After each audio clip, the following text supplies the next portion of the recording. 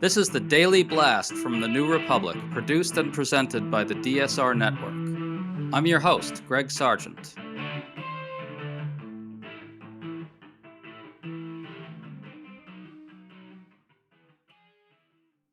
We've noticed an interesting pattern. Whenever the news gets particularly bad for Donald Trump, White House Press Secretary Caroline Leavitt's cult like obsequiousness gets dialed up to 11. That just happened after Trump was hit with a brutal news cycle on multiple fronts.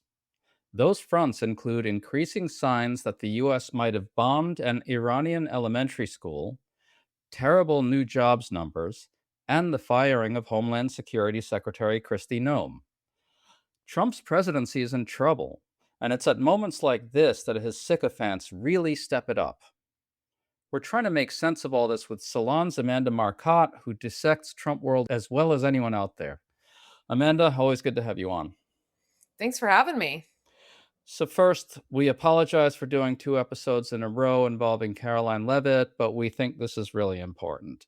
Here's Leavitt's latest. Donald Trump exploded on Truth Social, insisting that the war will not stop until Iran commits to unconditional surrender. That sure sounds like regime change is the goal, so Caroline Leavitt tried to clean this up. Listen to this exchange. What does the president mean when he calls for unconditional surrender? Is he saying that the regime has to fully relinquish control? What the president means is that when he, as commander-in-chief of the U.S. Armed Forces, determines that Iran no longer poses a threat to the United States of America and the goals of Operation Epic Fury has been fully realized, then Iran will essentially be in a place of unconditional surrender. Whether they say it themselves or not, Okay, I mean, that's just insane. The Iranian regime must fully surrender. How will we know when that has happened? Not when it actually happens, just when dear leader says it has happened. This is just bizarrely cult like. What do you think, Amanda? I had the worst flashback to George W. Bush in his flight suit with his mission accomplished banner in the Iraq War. And I mean, he made the same mistake.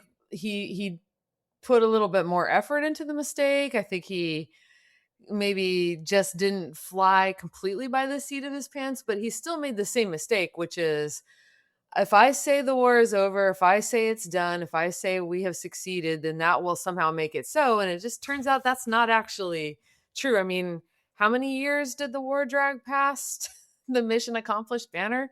This is not how it works. You can't just say they have unconditionally surrendered when they're still shooting at you and throwing bombs and doing fighting back.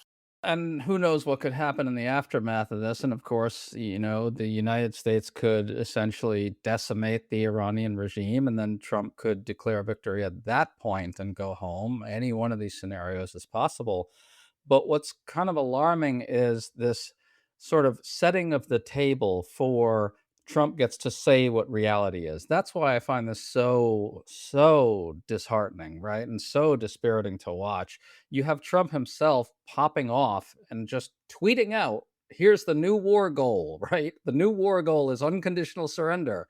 And instead of like hearing from people in the administration who know stuff, who know what they're talking about, all we get is his chief propagandist telling us that that's absolutely, a brilliant way to describe what's happening, and he'll get to say when it has happened. You know what I mean? Yeah, I will say maybe I'm just a Pollyanna or maybe I'm just an eternal optimist, but I can't help but see the escalating, everything is great, nothing is wrong, dear leader knows everything.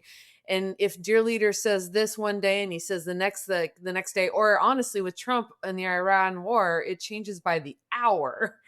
Like what he claims the objectives are. I mean, they're basically trying to assert not just that dear leader knows everything, but that there's sense to be made out of this pudding brain nonsense that's coming out of him.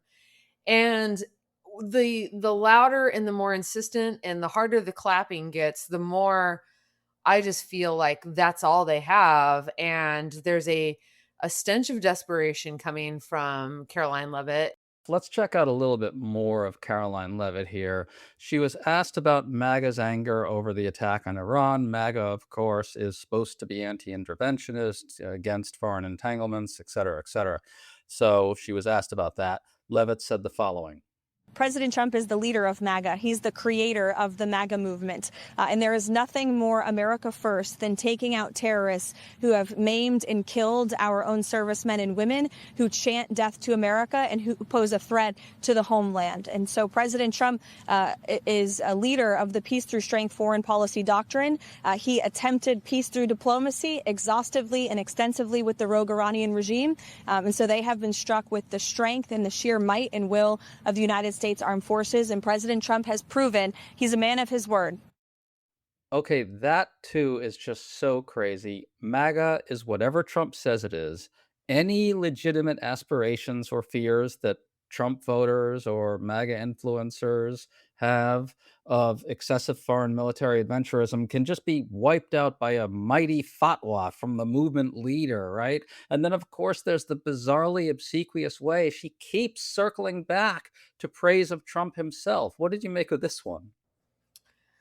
I it, it's really kind of interesting. I think that once again I smell desperation, and I think a lot of the dynamics, the palace intrigue, but also what's kind of going on in the right-wing media can point to what the larger problem they're facing, which is it's increasingly clear to everyone in the MAGA movement that Donald Trump is not gonna be there for another term. It's not only illegal, he's turning 80 this year. He's in poor health. He has this vile rash on his neck. He has total pudding brain. His hands, we all know he's not looking good. He sounds terrible. And he's probably just not going to be able to run again, even if it was legal. And so everyone is trying to figure out what MAGA looks like after Donald Trump. But from Donald Trump's perspective, or from the perspective of Caroline Levitt, who needs to make him feel good to keep her job, we have to keep up this illusion that he's going to live forever, and that this debate about what happens next is not even happening because dear leader will live forever. And I think that's kind of what's going on. And again, you don't live forever. Biology catches up with you. And I do think that he's not going to be able to tamp down these tensions within the party that long. Yeah, I hadn't even thought about it this way, but sort of the constant drumbeat of Trump is invincible, Trump is strong, Trump is powerful, Trump is the great leader of MAGA and so forth. It is also about the very visible signs of Trump's physical decline, mental decline as well, and his mortality, isn't it? I mean, it's really that is the thing that's sort of hovering over all this. He's not going to be there forever. He's on his way out. This is a last hurrah, right? He's getting to blow up a bunch of things. Cool, great. He's very powerful and strong. Last hurrah. But that's what's lurking behind all this kind of obsequiousness, I think. I think to a large degree, and it's really profound in this particular issue because you have JD Vance, who I really do think it's clear that he did not want this Iran war. He was shut out of the decision making whether it was going to happen. He's trying to make himself seem powerful by saying he had some say in how it happened, but he's also trying to make it clear to source like by on background to reporters that he didn't want this because he knows or he believes, and I think there's a good reason to believe this, that the future of MAGA is through this America First isolationist concept, that they actually were able to like cobble together a coalition with some swing voters by saying no more wars, right? And this is bad for that. This is very bad for JD Vance. And so he has a real incentive to distance himself from Trump. And if you're, but he also has like a fear that if he does that too much, Trump is going to cut him loose. So he's in a weird position, but I have to assume that Trump is aware of these tensions, that he's aware that a lot of people are circling and think they're going to be next, and he does not like it. Yeah, for sure. Well, and all this comes after some pretty bad news for Trump. An elementary school was bombed in southern Iran. 175 people were killed, mostly children. The New York Times did this devastating video analysis showing that the U.S. was conducting strikes right in that area at the same time as the bombing of the school. And Reuters reports that U.S. military investigators think it's likely that the bombing was done by U.S. forces. None of this is definitive, but it raises the possibility that the U.S. just carried out the worst atrocity towards civilians in decades. Now, there's nothing apologetic coming from Trump world at all. Do you hear anything like that? No, and I have a small amount of optimism that this is going to break through to voters. I think that there is sometimes a tendency to tune out the carnage that the US government has inflicted on other people. Not always. I mean, Iraq war, a lot of the time, the war crimes, Gitmo, the terrible things that happened broke through and people got angry about it. But in this case, it's little girls, and that's always tough to swallow.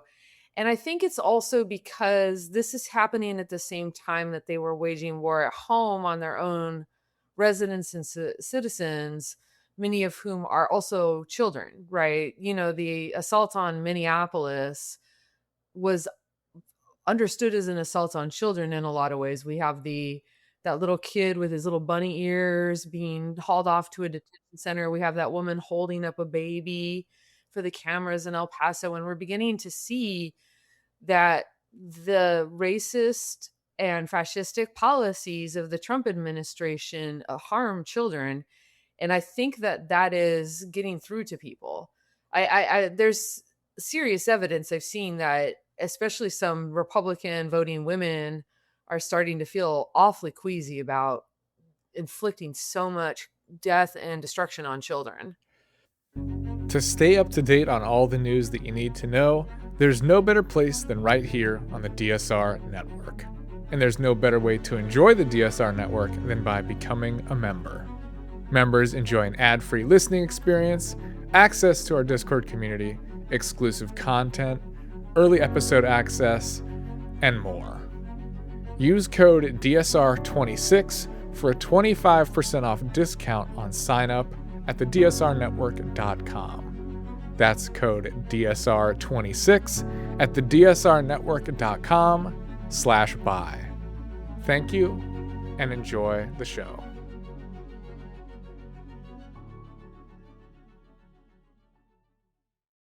That's really interesting. There is definitely a through line there. And the other through line, of course, is unshackled state violence, right? And I want to float an actual polling number as well. G. Elliott Morris, the data analyst, averaged together a bunch of polls on Iran. And he took the high quality ones and he found that an average of 38%, only 38% approve of the Iran war or Trump's handling of it. Those are bad numbers, and so you take that along with this news about the school, and this is going badly for them politically, and so if you step back and keep that in your head, and then listen to Caroline Levitt sort of go full cult the way she does over and over, you can kinda see what's really going on there, right? Like, they are full culting in order to drown out the bad news. That's what I think's going on as well. Both drown it out, keep it from dear leaders' ears, obviously, but also like drown it out in the public realm. Like, you know, if Trump is just eternally strong and invulnerable and invincible, then there can't be bad news by definition, right? Yeah, 38% is such a fascinating number, right? Because that's the number for a decade now that we know is basically the MAGA diehards, right? The people that really are in the cult, the people that really will never, ever, ever admit that Trump is wrong about anything, right? Those 38 is where he fell after the Virginia like riots in 20, was that 17?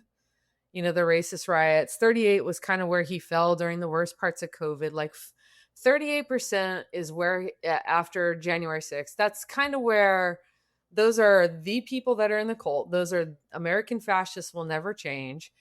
And what he needs is a little bit more than that.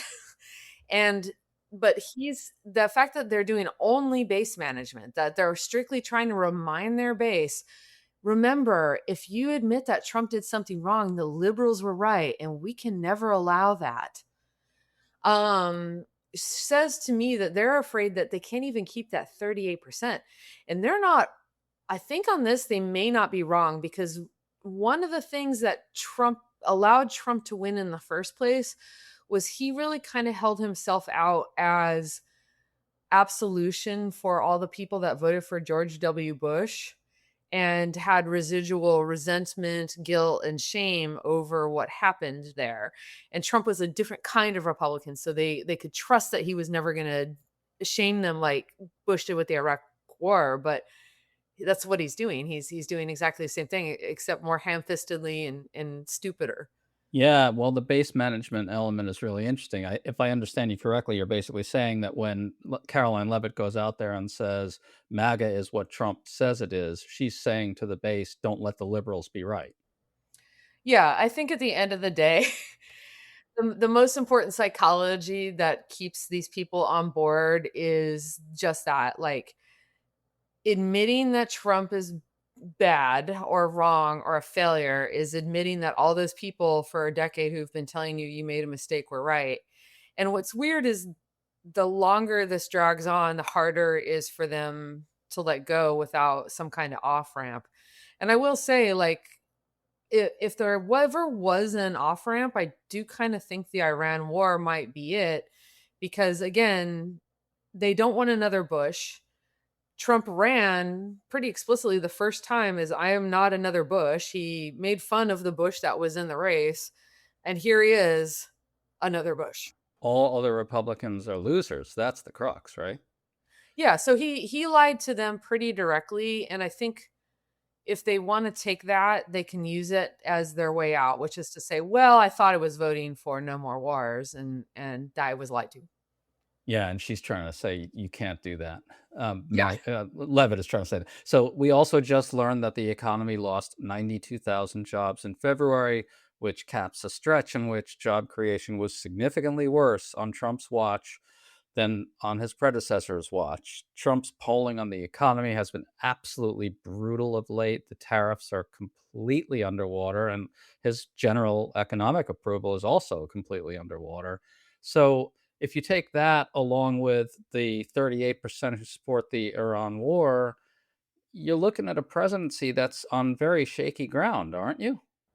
And that's before the midterms, right? I think that we need to understand, if Democrats win both the House and the Senate, Trump is in very real danger. For one thing, the thing he's been trying to avoid for a year now, which is the full release of the Epstein files, is coming down on him. And, all sorts of other accountability could be in play. His economic approval is in terrible shape. He's losing ground on national security, and his immigration numbers are upside down. Harry Enton of CNN just put out new numbers where he said Trump has lost 20 points on net approval on immigration in the last year or so. You've got something that may be unprecedented, in which the Republican president is losing ground and throwing away the traditional Republican advantage on three different things: the economy, immigration, and national security. You've got all this bad news coming out. And so, to what degree do you think that's linked directly to these kinds of displays of obsequious cultishness from Levitt? Like, it seems to me that there's like several layers to it. Like, on one layer is that, you know, she just wants to make Trump feel better, right? Then there's the other dimension to it, which is that he is physically in decline, and all of MAGA world knows that they are looking at a world beyond Trump after he's passed from the scene, maybe passed from this earth as well. And so I think that you really can see the psychology of MAGA sort of in the raw when they go out there and hail his greatness the way they do at moments like this. What's your basic thought on all of it? I agree that her first and foremost motivation is making her boss feel good so she keeps her job. I don't I would love to, like, look inside her head and see if she actually thinks it makes a difference to say these obsequious, like, laughable things. If she thinks she's actually persuading anybody, or if it's just Trump her boss, like managing her boss's feelings, because it might just be that. And, you know, they don't have any other tools. I think is probably a piece of this. Like the tools that MAGA has used to sort of bamboozle a lot of people in the past are falling apart on them. And I don't think that they know what to do. I think we're seeing a lot of people who are behaving like they don't know what to do. They don't know what's going to happen next. They're at the whims of a mercurial boss who may not be remembering super well what he said one minute to the next.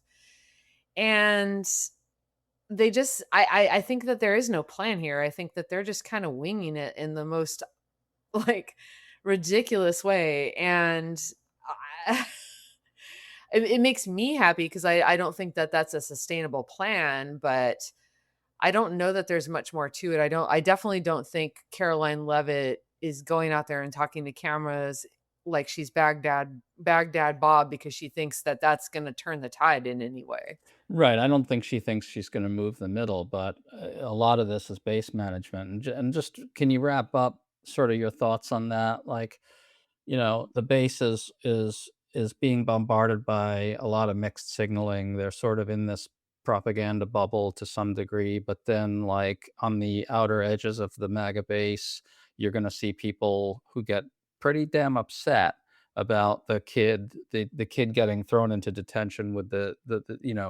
child's hat, and they're gonna get pretty damn upset about people getting shot in their cars on the street by Stephen Miller's paramilitary goons, and pretty damn upset about the bombing of a school. So it's almost like going out and then saying to those people, "This man is invincible and perfect," is like another insult, but they don't see it that way. You know what I mean? Like and that's where it breaks down for me. If you're trying to hold MAGA together, why are you telling the people who are going to be upset by these horrors that this man is, of unquestionable greatness? I don't get it. It's foolish.